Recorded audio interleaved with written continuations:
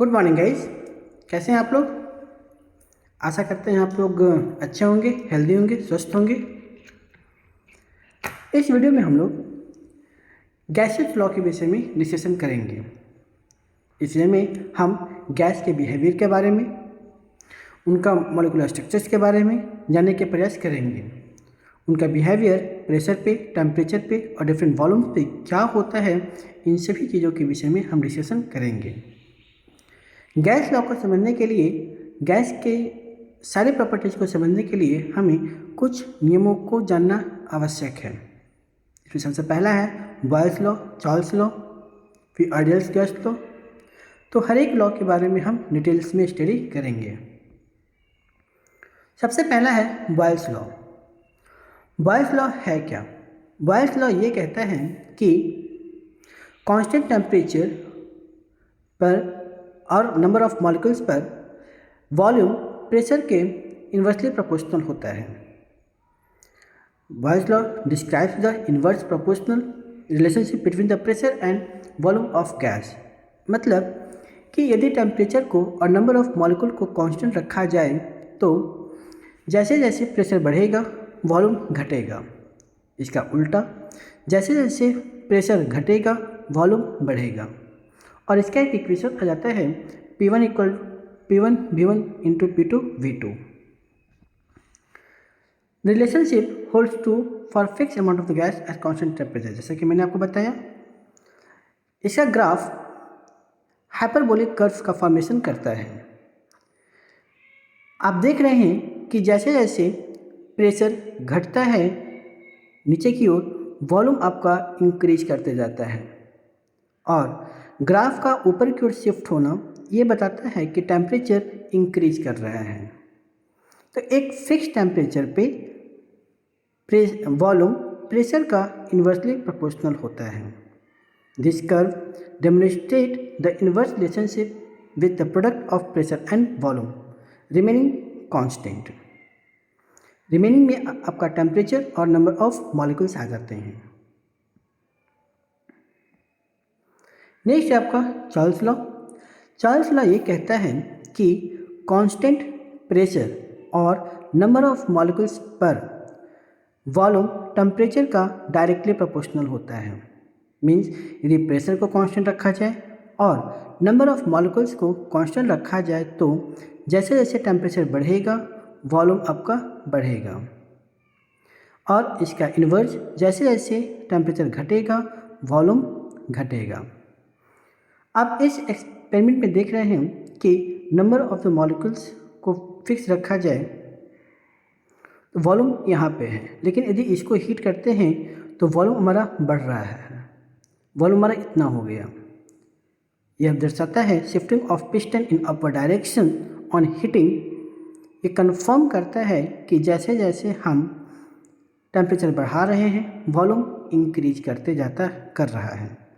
The Charles law is an important principle in chemistry and physics. It is used to predict the behavior of gas in a variety of applications, including weather forecasting, balloon flight, and the design of engines. इसके graph में आप देख रहे हैं कि जैसे जैसे हम टेम्परेचर इंक्रीज कर रहे हैं वॉल्यूम भी हमारा इंक्रीज होते जा रहा है। तो इस चार्ल्स लॉ का जो ग्राफ आता है वो एक स्ट्रेट लाइन आता है। अब बात करते हैं गाय-लुजक लॉ का।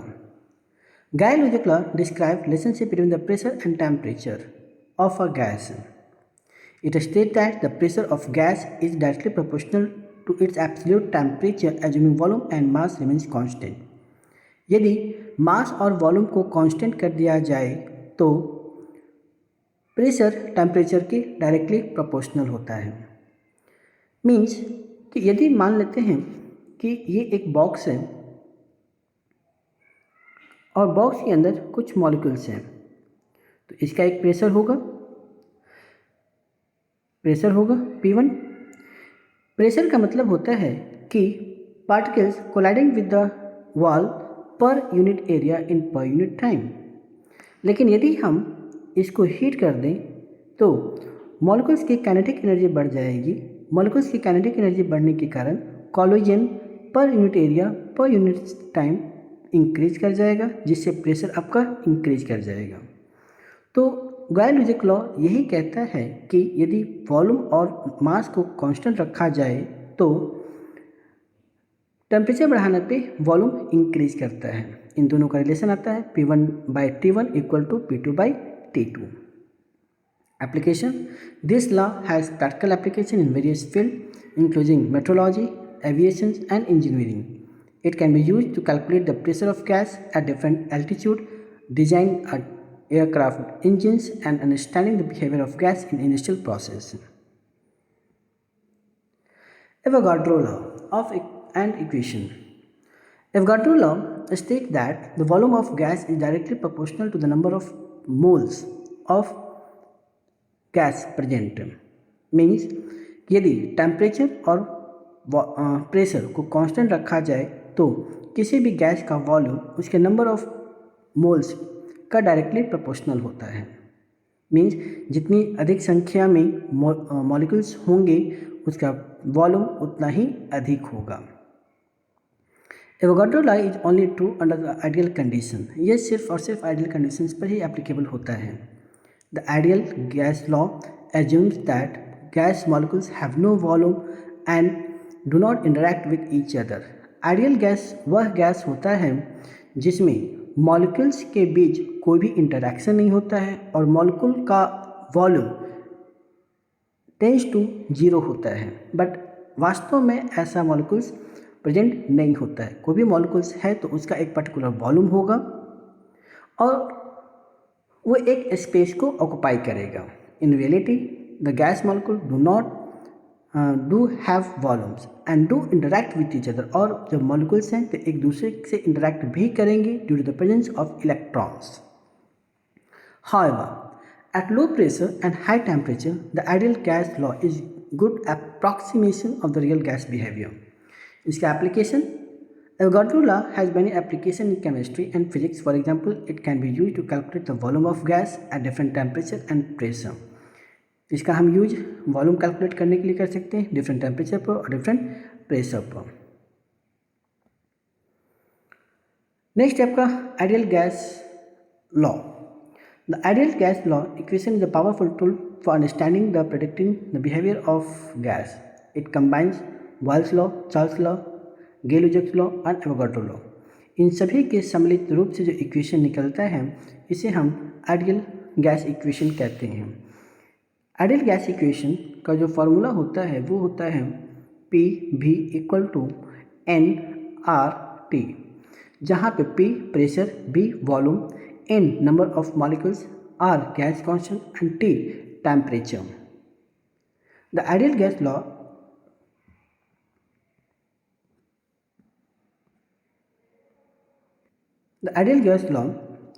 assumes that gas molecules are point mass with no volume, that they interact through perfectly elastic collision.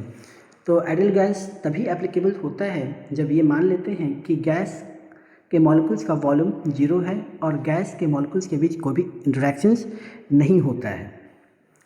The ideal gas law can be use to calculate the variety of property of gases such as volume, pressure, temperature and number of moles.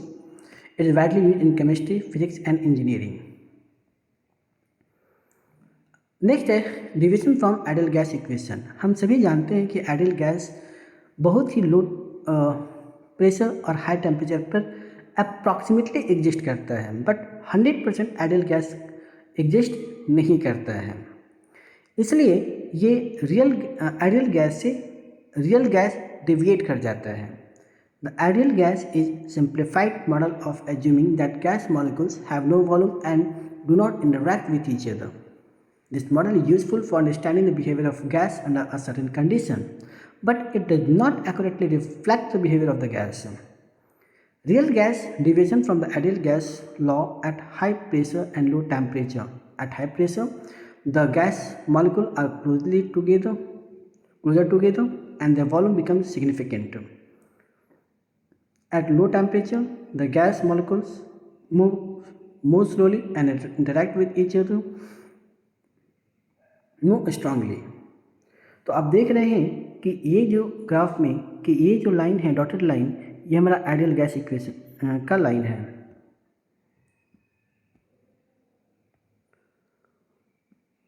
ये हमारा ideal gas का line है। लेकिन जो real gas होते हैं वो ideal gas से डिविएट कर जाते हैं, वो आइडियल गैस से डिविएट कर जाते हैं और रियल गैस के बिहेवियर को शो नहीं करते हैं, right. Dalton's law of partial pressure. Dalton's law of partial pressure states that the total pressure of a mixture of a gas equal to the sum of partial pressure of the individual gases. Means कि मान लेते हैं कि एक close container है, इसके अंदर बहुत सारे गैस हैं। इसके अंदर मान लेते हैं कि हाइड्रोजन भी है, आपका ऑक्सीजन भी है, आपका क्लोरीन भी है। तो इसके अंदर जो टोटल प्रेशर होगा इन सभी गैसों के पार्शियल प्रेशर के सम के बराबर होगा। मतलब मान लेते हैं कि हाइड्रोजन का पार्शियल प्रेशर P1 है, ऑक्सीजन का P2 है, क्लोरीन का P3 है। तो इस कंटेनर के अंदर जो टोटल प्रेशर होगा वो तीनों के पार्शियल प्रेशर के सम होगा। This law is useful for calculating the partial pressure of gas in mixture और for calculating the total pressure of a mixture of a gas. ये हमें मिक्सचर ऑफ गैस के टोटल प्रेशर को calculate करने में useful होता है। Next है kinetic molecular theory. Kinetic molecular theory का फंडामेंटल प्रिंसिपल है कि the kinetic molecular theory is model explain the gas behaviour. It assumes gas molecules are in constant random motions. These molecules have negligible volume and interact only through collision.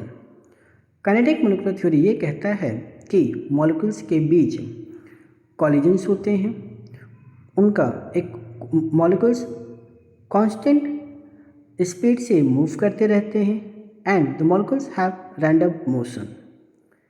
Molecules का volume negligible होता है और एक दूसरे से elastic collision के through टकराते हैं। ये सारे एजम्पशंस हैं काइनेटिक मॉलिक्यूलर थ्योरीज का। This theory helps explain several properties of gas including pressure, temperature or the volume. Pressure is a result of collision between the gas molecules and container walls. Temperature is related to the average kinetic energy of the gas molecule. Volume is related to the space gas molecules occupy. हम जानते हैं कि जैसे जैसे हम temperature बढ़ाएंगे molecules की kinetic energy बढ़ते जाएगी। The kinetic molecular theory also provide a framework for understanding ideal gas behaviour. This behaviour is based on the assumption of the theory, which are not always perfectly reflect in the real world gas. Now, next is standard temperature and pressure. ये क्या है? Standard temperature and pressure (STP) are the reference conditions for measuring the volume of gas. यह एक reference है gas के volumes को major करने के लिए। This is because the volume of gas changes with temperature and pressure. हम जानते हैं कि किसी भी गैस का वॉल्यूम और डेंसिटी प्रेशर और टेम्परेचर पर डिपेंड करता है। STP एक रेफरेंस पॉइंट है जिसका मतलब है कि 273.15 केल्विन मीन्स टेम्परेचर इतना होना चाहिए और प्रेशर 1 atm के बराबर होना चाहिए। तो जब किसी भी कंडीशंस में प्रेशर 1 atm हो और टेम्परेचर 273.15 केल्विन हो तो इसे हम स्टैंडर्ड टेम्परेचर एंड प्रेशर कहते हैं। This value are chosen because they are easily reproducible in laboratory setting. The standard pressure at STP is also close to the average atmospheric pressure at sea level. Absolute zero. Absolute zero is a temperature which is equal to -73.15 degree. ऐसा कहा जाता है कि absolute temperature पर सारे molecules का kinetic energy zero हो जाता है और सारे मॉलिक्यूल्स का मोशन स्टॉप हो जाता है। At absolute zero all molecules motion would ceases. This means that atom and molecules would be in their lowest possible energy state. This would be no heat energy. इसमें कोई भी heat energy नहीं होगा. And all substances would be frozen solid.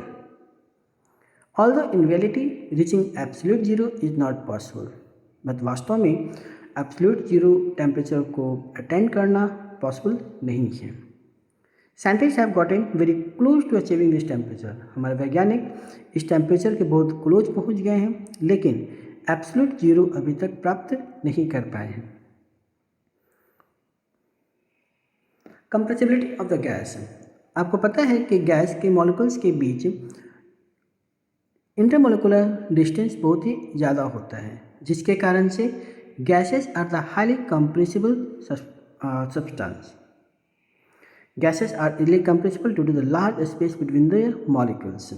When the pressure is applied, the molecules are forced closer together, decreasing the volume of the gas. Elasticity, compressibility. Gases are also elastic, meaning they can return to their original volume after pressure is released.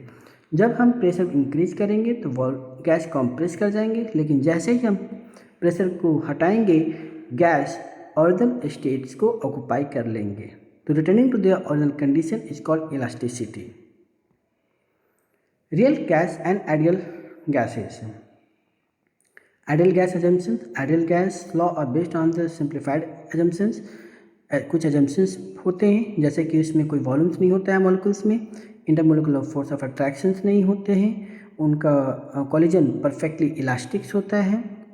But ideal gas provides a good approximation for many scenarios. Real gas behaviour. Real gas deviate from the ideal gas at the high pressure and low temperature.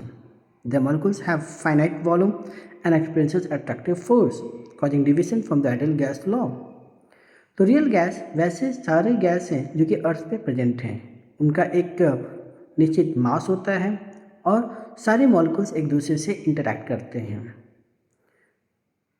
Van der Waal equation. Van der Waal equation account for the non-ideal behavior of the real gas by incorporating terms for molecular volume and attractive force. This equation provides a more accurate representation of the real gas behavior under different conditions. Application of the gaseous law. Gaseous law are applied in many places like in metallurgy, weather balloons. These measurements provide crucial data for weather forecasting and help people preparing storms and other weather events. Divings. Gases are crucial for scuba diving. Divers use compressed gas tanks to breathe underwater.